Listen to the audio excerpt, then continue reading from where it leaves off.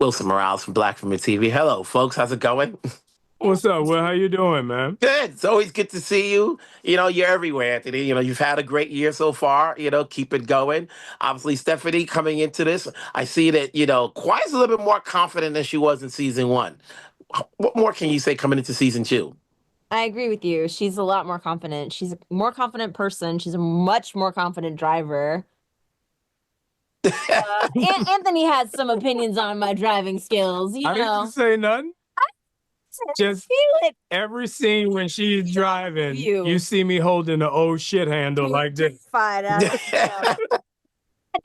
also think you're going to see the dynamic between John and Quiet and how it shifts and changes as they enter into the tournament. There's this huge tournament at the center of season 2 because Calypso has sort of told everyone that their greatest wish will be granted if they win, right? And so, like, in a world where you can barely survive the day, like, to have your greatest wish granted is everything. So they're going to enter the tournament along with a motley crew of characters from the games. And, we'll see whether or not they can make it through as a team. You'll see whether or not they're allowed to do that and whether or not that helps them gain ground in that tournament or if it weakens them. I think it's really interesting to see how it plays out. John is in the middle of mayhem everywhere he goes. Every episode, there's something going on. Like for you, Anthony, like what's it like, when you're practicing all these scenes and you're either running, you're fighting, it's like I see you playing video games. Is that fake or real? And then I'm in the background, you get certain music like, okay, did they clear the rights to that song?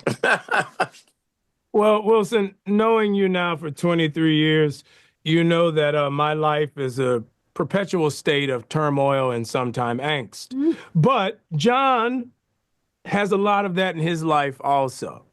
He always finds himself in situations and trying to figure out how to get out of those situations. And that's what I love about this character so much. He's so witty and intellectual when it comes to, working through what's put in front of him as opposed to being stifled or unable to think quickly on his feet. He's a man that's always ready to go and see what the next door opens up.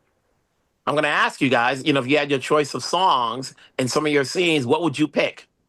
Or did you have a choice? Or did you, or you thinking like this song? Okay. Here we go. You go first. No. Mine is going to be, let me just tell you right now, Wilson, mine's going to be really embarrassing. Okay? My music choices are from this era, but are also like generally more geared toward pop music. I don't think we had it in the first season. I'm going to go with Drive by Incubus. Okay? Feels like a little on the nose, but a really good song. So, growing up, I was always in love with Britney Spears, right? And I'll say that. Go ahead. She's the princess of pop. Love Britney Spears. No shade. And she had that song, Hit Me Baby One More Time. And I wanted that song to play when I first saw you. And he had that song? Yeah. It is the song. Bad, bad, bad, bad. Every time she did that, I was like, so now, every time. And were you willing to give up your paycheck for the rights? Nah, she cool. We cool. I mean, we cool. I love me some Britney. We do have great music in season 2. It is super nostalgic. Michael Jonathan Smith, our showrunner, sent me the playlist of season 2 and like what got cleared, and I'm kind of amazed at what we got. Classic. Now, the first show, obviously, everybody got to binge it. This is weekly now. It's a whole different story, trying to get people's attention to come back week after week. It's already hard enough for films to stay on top 5 week after week when they're in theaters. So what do you think is going to get an audience to stick around and watching it after the first 3 episodes drop? I'll say this. One thing we did in this season, which, to give MJ credit, we have a great potpourri of characters. That's my word. Of characters. And their stories are so unique and so interesting. And you have this puppet master in Calypso to where at the end of each episode, you don't know who's going to make it. So you don't know who's going to be there in the next episode. You don't know what the mission is going to be in the next episode because it's a tournament. So the tournament plays so well in the show that you want to come back to see what the next experience is, who's the next person that's going to be taken out. If I get Britney Spears, I mean, it's a lot of stuff going on there episode to episode. good thing while talking to you guys is that you guys ain't going to die. It's like at You the end of the day, You you're like, never know, man. it's like You this. never know. Stephanie's doing a lot of driving this It season. ain't going out in the first 6, 7 episodes. You say, so you're like, they're the leads. We're good to go. Everybody else, they're expendable. It's good talking to you guys. Have fun. Maybe I'll see you at San Diego. Take care. Thank Definitely you. good to see you, man. Wilson Morales from Black Film TV. How's it going, folks? Hi. Nice to So meet you. Patty coming in here, obviously, as we see the character as the true Raven. How much did you know about this show and the game prior to coming on? I knew about the game, and my favorite part about the game was the backstories of the characters. I'm just like, I love character, and I think I was always just attracted to like, what are these people about? And then so I knew about her from the game, and it was that mole really stuck with me. And then Yeah, where was that, by the way? I know we didn't have it. I know we didn't have it. I think it might have felt like maybe to Marilyn. No, got it removed. she got it removed. But I watched the first season and I was just like, oh, this is so cool. I loved all the characters and like the whole world of it. But then the Raven character, I was like, it's so cool just to have this like badass woman who's like in charge of everybody and like deceiving everybody and just like getting her way no matter what. So I loved being able to step into that. Speaking about badass, here comes Tiana coming in here. Obviously, she walks in this mayhem, and you're like, okay, this is not someone sister who we have to, who's afraid or anything like that. They made all of the women powerful up in here. How much did you know about the backstory of Dollface coming into it? MJ, our showrunner, gave me a call and he told me everything. He was like, okay, this is what's going to happen and this is what's going on.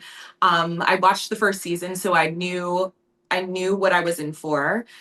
Crazy characters, a good time, action, comedy, horror, the whole bit. But in terms of Dollface, man, it's just it's there. She's so strong. She's so revolutionary. I keep saying that, but like she's like a movement leader. And that was also really scary and fun for me to play. I like to kind of Tiana, I like to kind of sit back and hang out, and I love it. I do. I like to like. But you're such a like powerful like leader. Like I feel like that's so true. No, it's so true. Listen to my girls hyping me up. Seriously, You like keep us intact. Like Yeah. you really do like run the show when you're like when all of us are around you. I think about how disorganized all of like our hangouts in Toronto would have been if you were not there to be like, yeah. everyone smile, we're taking a picture right now. 3, 2, 1. Yeah, we look fabulous. Time to go to karaoke. I love community. I It- really it's do. good. Give it It's out. good to have a hype team, and it's good to have a hype team. Sailor, Then- I wonder, I always look at your character as the riddle. You don't know what we're going to per episode, It's true. getting this season, from what your character is, because every episode is something different. Ooh. You cut out for the briefest moment that I didn't fully understand what the question was. The question is, your character is such a riddle. What are we getting out of her? Oh, yes. I think I actually really love that you put it like she's a riddle, because I do think she's like slowly but surely getting solved as the show goes on. I think, she's something that no one has tried to like fix before or put effort into or even just be around. And having the simplicity of just having another human who wants to be around you, like Quiet or John, changes her so much for the better in like such a simple sense that we're all born with, because we are lucky enough to have community. But this small girl who's never ever had that, all it takes is that one person for it to have changed for her. So thank God Quiet was that person. The show, the first season was weekly. I mean, the first season was a binge-worthy thing. This is a weekly episode, So what do you think is going to get an audience to tune in after the first 3 episodes are shown? Patty? I mean, It is. I really like watched those first three so quick, and I just wanted more. I think those first three episodes, you get to meet so many like eccentric characters, and you're like, what is going to happen with these people? And I think they did such a good job of setting up like where the season is heading there. So at the end of that third episode, you're like, well, are they going to get, are they going to get the weapon? Or what, you know, you want to know. Yeah, I think you want to absolutely, know. you absolutely have to continue. It's like it's essential. You're attached to the characters. You immediately are thrust into your backstory, my backstory, and you want to find out more. And so I think that attachment to these people and their stories and their backgrounds and where they come from and where their wounds are really makes you want to keep being invested in the story. So hopefully people are. Absolutely. Yeah. Invested we are. Congrats on your roles. Congrats on season 2. Make it so. We'll talk down the road. Have yourselves a great day. Thank you so much. Have a good Yeah. one. Wilson Morales from Black Film and TV. Hello, folks. How's it going? Yeah, Excellent, excellent. Hey, so obviously, Joe, you know, coming in here, obviously, how crazy is going to get this season? I would say that you know, our first season definitely was a crazy in and of itself, but season 2 definitely amps it up tenfold. You know, I think with a lot of the new cast, a lot of the new characters, you know, the mayhem of the Twisted Metal post-apocalyptic world, it ramps up dramatically this season. With the first season, it's always about introducing characters. You know, we don't know where they're gonna go. You know, and hopefully, you need a season 2 so that people can get comfortable knowing that there's a commitment from the network saying, okay, now we can get into it. Let's see where these characters go. You know, otherwise, you don't want to put too much stock into the show. We're here now. You know, Stu, obviously, you know, from what I've seen so far, you know, you're just kind of like listening to John, like, but is he right or wrong in what he's doing? Stu. But Is John right or wrong on what he's doing? I think John's doing. Is Stu right or wrong in what he's doing? Oh, is Stu right or wrong what he's doing? Well, we focus on a bit of that this season in my relationship with Sweet Tooth, who is chaos. You know, he's chaos, and I want to say he's an evil character because I love the guy, but you know, he causes death and destruction wherever he goes. So I think for Stu, it's about survival, and Sweet Tooth has helped him survive. So I think in that world, that is the right thing to do. You know, that's all he can do. So. Did you know what you were signing up for? Did you know what you were signing up for when you took on this series, knowing how much mayhem and blood? You know, did you know about the game beforehand? I knew about. I think Joe played the game, right? Joe, you were a Twisted Metal player. I was a Nintendo kid, but I would go over to my friend's house and play PlayStation. So I knew about the game and I knew how crazy it was, but I don't think either of us knew how crazy filming would be. Yeah. Halfway through the season, it was the same thing where I went over to Joe's trailer and it was like, oh yeah, this is what it is. We're like we were limping around and we were all messed up. It's a very physical show, so I don't know if I knew that going into it. What about you, Joe? Like, people always say, here's the thing. We all know a lot about video games and comic books, and it's always weird when everybody goes, oh, yeah, I've played it. I've read it. That's not a lie. Like, but for you, Joe, obviously, Mike just said you played the game. You know, did you have to play it again just to get back on a horse and just knowing, so when people see you, Comic-Con or anywhere else, they know that you're invested into this character? You know what? I would love to say I had to replay the games, but I didn't, because like I said, I played the hell out of these games. I remember when I got my first PlayStation, it came in the box. That was like, when Super Mario came in the Nintendo box. I mean, Twisted Metal came with your PlayStation.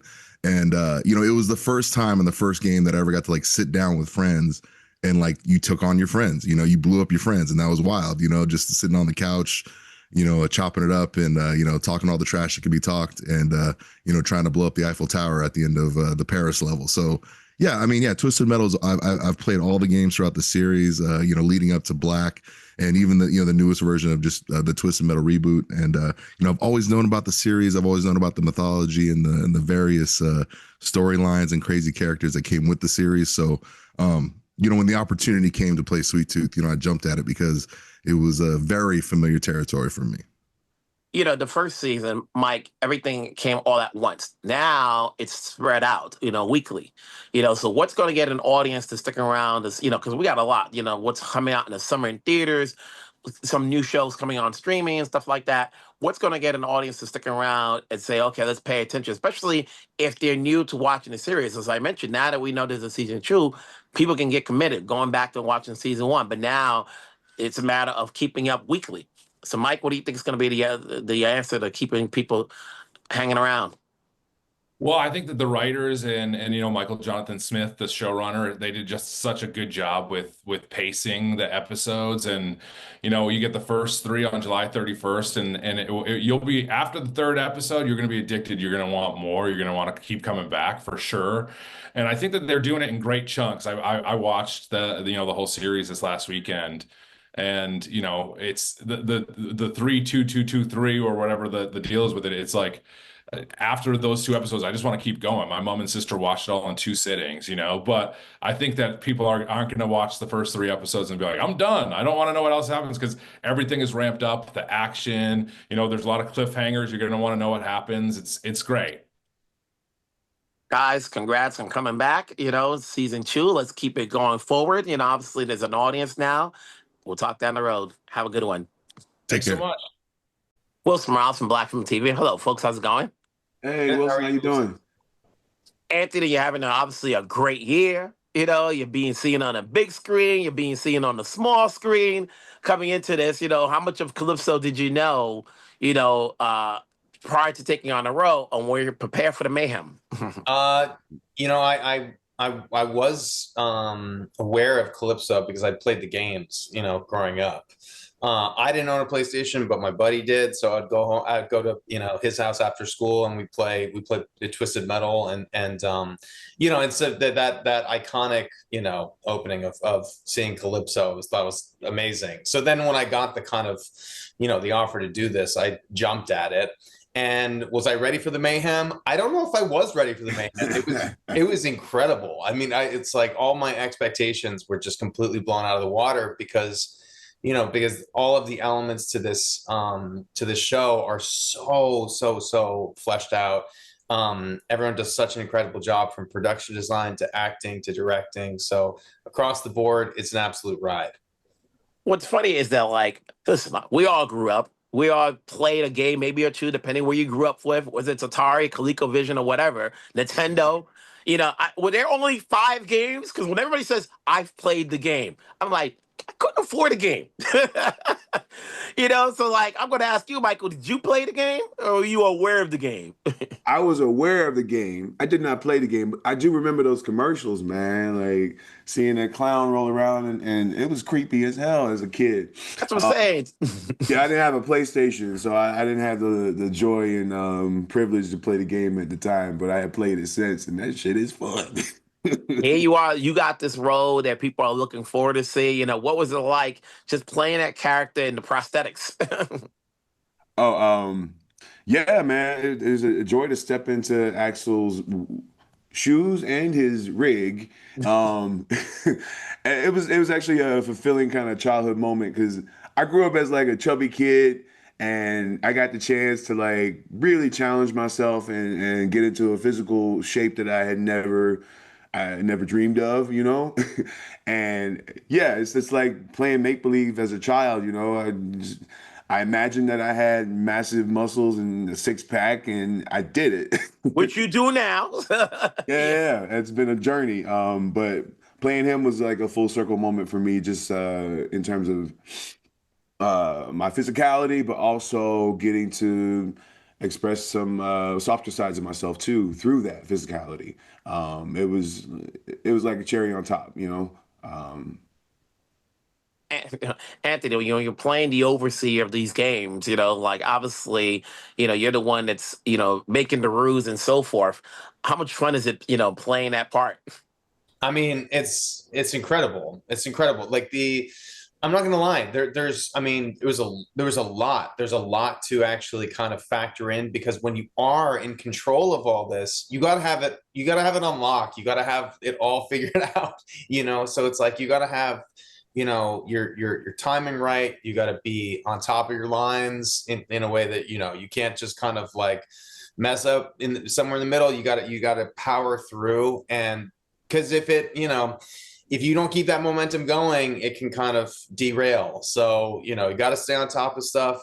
But fortunately, I'm just with this incredible cast who's just so generous, so giving, and so talented too. So we all just got in there and had the best time.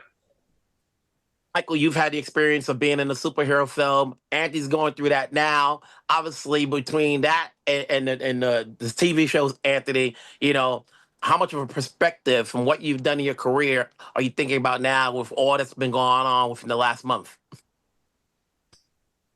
I mean, I'm just grateful. To have done something fantastic and very different, to now kind of moving into Twisted Metal and getting to celebrate that, because it is such a different character. And so as an actor, getting to play a character like Calypso and bring him to life it doesn't get any better. It doesn't get any better than this, And for you, Michael, at the end of the day, obviously, when you play this role of Axel, you are already in shape. Could anyone else play this role that doesn't have the arms like you do? Well, I don't know if anyone else could have played it, but I just remember reading the sides and just kind of instantly just locked into his experience. And yeah, I don't think anybody else could have played him at this time. No, because there's something about his energetic aura that spoke to my spirit, my inner child, and yeah, it was just the right fit Hey, from day one. congrats onto you both on this series. Let's keep it going. We'll talk down the road. Have yourself a great day. All You right. too. Thanks so much, All Wilson. right, Wilson. Wilson Morales from Black Film TV. Hello, folks. How's it going? I will Good. say, How about you? Hey, obviously you're new to the show. How much did you know about the game prior to coming on to this? And had you watched the first season, but sometimes actors are always busy, or did you have to play catch up? Lisa? I never played the game, but I do improv in LA at UCB sometimes with Mike Mitchell, who plays Stu.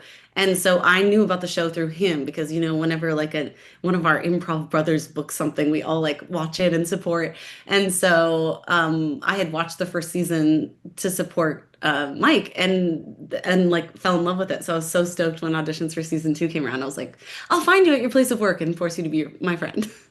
Okay. Did you know what you were signing up for, Richard?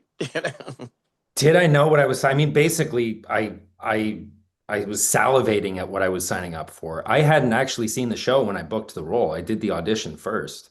But when I watched the show, I was on a flight and I was cackling and weeping. It was so deeply, oddly moving. It was very, very fun. And are you into games, or are you more into blood and gore? I'm into games. I played the first Twisted Metal when it came out. But blood and gore is not usually my jam, but when it is used properly and the shock value actually evokes something in you, it's useful. What about you, Lisa? Did you know what you were signing up for? Then when you started watching, and you're like, okay, blood and gore, I can get with it. It's a job. Yeah, I mean, I wasn't like super familiar. I had PlayStation growing up, but I was like a Crash Bandicoot girl. You know what I mean? Like I wasn't ever playing like bloody violent games, but I do consider myself a bloody violent person. So this was kind of a perfect fit. So when you take on these roles, I always ask actors, what part of the character is you? There's got to be something in there that when you're reading, your sides or your character, that either your team or yourself got to say, okay, I can get with this. What is it about the character you're playing that you can relate to in any sort of way? Lisa? I was gonna say I'm curious to hear Richard's answer for this. All right, Richard. Hey, you go first then, Richard. I talk in voices all the time. And so it was very fun to find a job that I could be paid to do that. It is very You got paid? yeah. Did you not get paid? Oh, interesting. I guess it's probably because I'm a woman. Yeah. Yeah, no, I mean I feel like it was just such a joy to play a character that is so free. Mm-hmm. Yeah. Lisa, back to you. Yeah, I guess I would say something similar. Like, I mean, Vermin wants to exterminate humanity. I certainly don't want to do that all the time. I mean, there's moments, you know, where you want everyone that you know to die. But I think I'm like, you know, she's like goofy and playful and silly, and I think she's often making jokes that are like inappropriate or like it's not the time. She's like has a difficult time reading the room, and I heavily relate to that. Were you able to bring any of your funny bones to the show, Lisa? Of course, the show is made of funny bones, and MJ Smith, the showrunner, and Sean Diston, one of our EPs. Everyone on the team is like so collaborative and so down to clown. So it's kind of like absolutely bring any funny idea that you have. Nothing's off limits. It's the best place to be. I don't think I ever got a no. Yeah.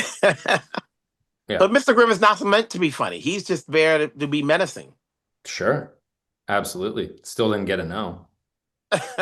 You know, the first season was all at once. This one is weekly, so it's a whole different take, you know. So like this is not where you can just wait till, you know, binge it all at once. What's gonna get an audience to, you know, stick around to come back week after week? Because, you know, we've got a lot that's coming out in the summer, whether it's in theaters or on streamers, you know, and getting people's attention is the marketing, you know, angle. You know, so what do you think as the newcomers to the show that's gonna bring in an audience and sticking around week after week? I mean, I think the show is oddly relatable. It's got something for everybody. It's got something for people who are fans of the games, and it's got something for people who know nothing about the games. You know, the action is insane, and the emotional action that informs that action is also insane. So I think there's a lot for people. Yeah, and you know, Wilson, I grew up watching America's Next Top Model, and did this damage my body image? Absolutely. But did I tune in every week to find out which model was being voted out?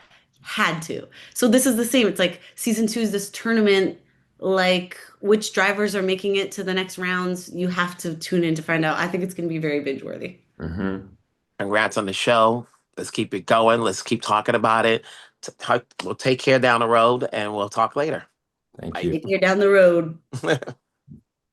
Wilson Miles from Black Film TV. Hello, Michael. How's it going?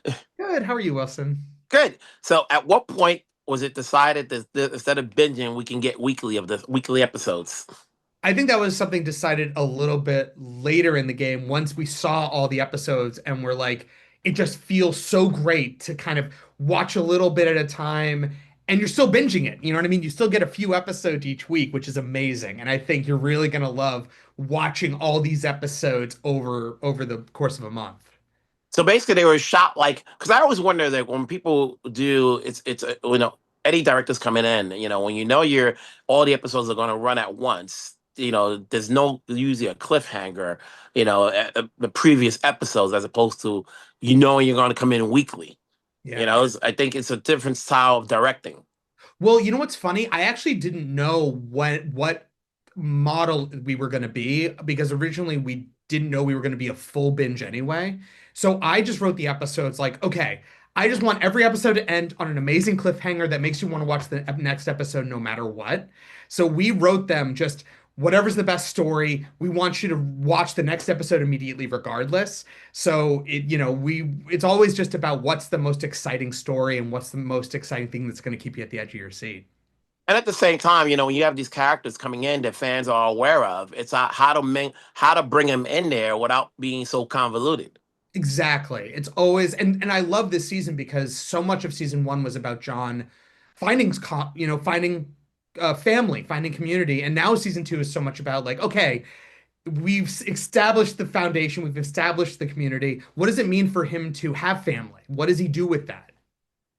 Yeah, that's the thing about, you know, I always say that whenever you get a season 2, that's great because now you're getting commitment from the fans as well as the network and, you know, and the service because, you know, the season 1 is about introducing characters, you know, and fans hate to be invested and then it doesn't come back. Yeah. Now we're here and we're season 2. Now it gives the chance for the writers to flush out like, okay, let's take our time. Let's bring him in. Let's hope that the car can keep moving and so forth. So when you think about like not just John, but the introducing of Dollface and other characters, you know, how much fun was it bringing in those characters and mixing them in? I mean, it was an absolute blast to introduce these new characters because you're always thinking about how does Dollface, how does Mayhem, how do they interact with John and Quiet now? And always thinking about what is the most fun personality to bounce off these people? How are John and Quiet going to react to them? And then thinking about the larger ensemble, it's almost like imagining what is the forgotten Twisted Metal video game. You know what I mean? What would that cast of characters, what would that what would that look like? It was an absolute dream. What did you learn from the first season that helps season two? More blood and mayhem or less? Oh, more. I mean, I think what I love so much about season two is it's the same show as season one in that it's still got the comedy, it's still got the heart, it's still got the stories, it's still got the characters, but we just added more on top of it. There's more action, there's more comedy that comes from character and storyline. There's more episodes. I mean, it's everything you loved about season one, but there's just more of it. And I think we just learned so much of what our audience loved, and we just wanted to give them more of it. You mentioned comedy, and then when you have actors in there who are not so used to being seen in a comedic perspective, how do you bring out the funny bones in them? I think we just make them as comfortable as possible. We give them, great material, and we find even more great comedians to bounce off of all of them and make them as comfortable as possible. I mean, honestly, Anthony Mackie's unbelievable this season. He's so funny. Stephanie Beatrice is at the top of her game. She's so hysterical. You've got Samoa Joe and Will Arnett. You've got Anthony Kerrigan, who's hysterical. And on top of that, you have new actors who are amazing. Patty Guggenheim, Lisa Gilroy, Mike Mitchell returns. I mean, and Sailor Kurda. We have all these amazing hysterical actors and actresses who are just unbelievably funny. And off camera, it's like summer camp on set. Everyone just loves each other, wants to make each other laugh, is just bringing the best out of each other. And I think it just makes an amazing product. It makes an amazing TV show because everyone just wants to make each other laugh. And you just feel it. I look at Michael James Shaw and I'm like, were you there when they were putting all those prosthetics on him? Oh, yes. I mean, and he was so good. He's so funny. He brings so much heart to Axel, this tortured character. And oh yeah, I mean, the first moment he stepped into that rig, I mean, it just like I got butterflies because I was just imagining what Axel would look like, and it just feels like he leapt out of the video game when he was standing in that thing. I can't. We don't have enough time, but I was going to ask about the music. Whose choice was it to bring in certain songs in there? I will say that 90% of the songs I pick and are my ideas. Okay. I make a playlist at the beginning of the season. I have it's like 9 hours of songs of just ideas. And then as we go through it, I'm always coming to the writer's room like, okay, I have this idea for a song. And we have an amazing music supervisor, Janine Scalisi, who picks all these, who clears everything and is able to get so she pitches ideas as well, and it's awesome. So I'm very, very thrilled that you like the music. Congrats on the season two. Keep it going. Obviously, the fans are looking forward to seeing this, especially on a weekly basis. We'll talk down the road. Thank you so much, Wilson. I appreciate it.